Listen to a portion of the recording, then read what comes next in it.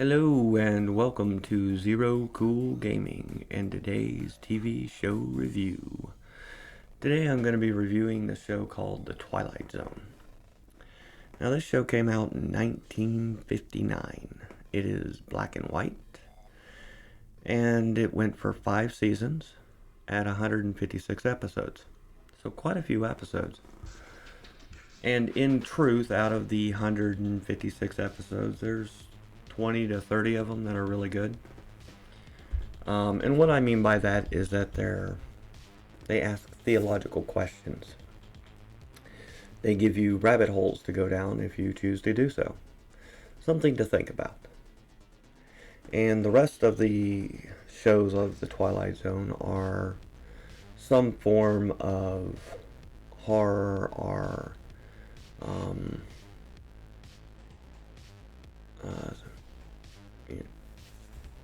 theological horror or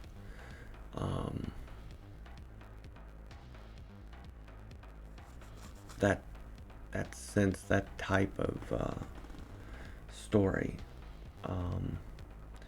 The shows themselves aren't truly horror because they didn't have the special effects back then to really do horror movies.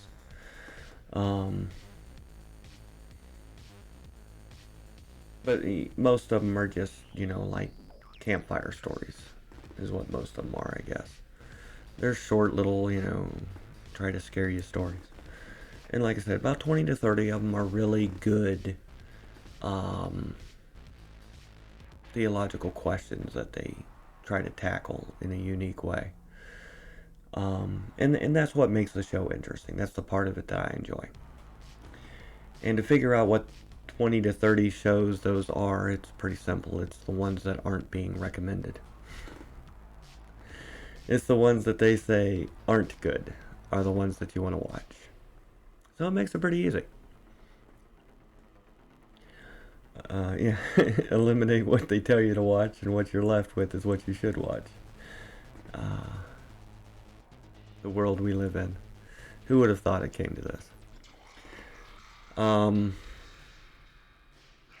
And to give you a couple of examples of the type of shows that I'm talking about. There's one of them where this guy goes down to a bank vault and a nuclear war happens. And basically he's left alone in the world with all the books he could ever read, and then his glasses break. And he can't read without his glasses. That's what I mean by they give you something to think about. They give you rabbit holes that you can go down.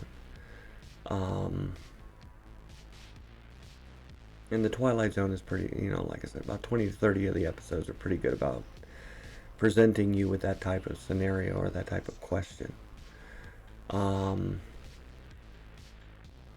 There's another one where family is gathering together to receive their inheritance, and each of the members of the family gets cursed, I guess is a way of putting it, with having to wear the face of who they truly are for the rest of their life.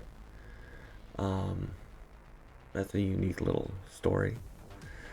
And there's several others, truly. Like I said, there's like 20 to 30 of them that are really good in that way. Well written theological questions that make you go,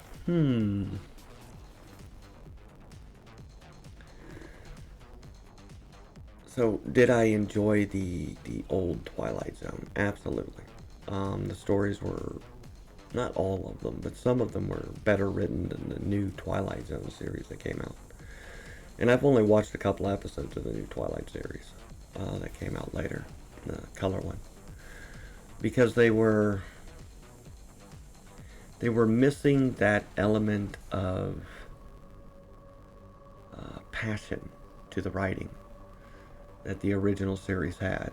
The original series, the reason that it was enjoyed wasn't just because of the stories themselves or the questions they asked. It was because the writers seemed somewhat passionate about the material they were writing. and that was translated through the actors that then, portrayed those writings. And the new show just, it didn't have that. It still told interesting stories, but it was bland in the presentation of those stories. They did much better with the Outer Limits. The newer Outer Limits shows were much better than the Twilight Zone,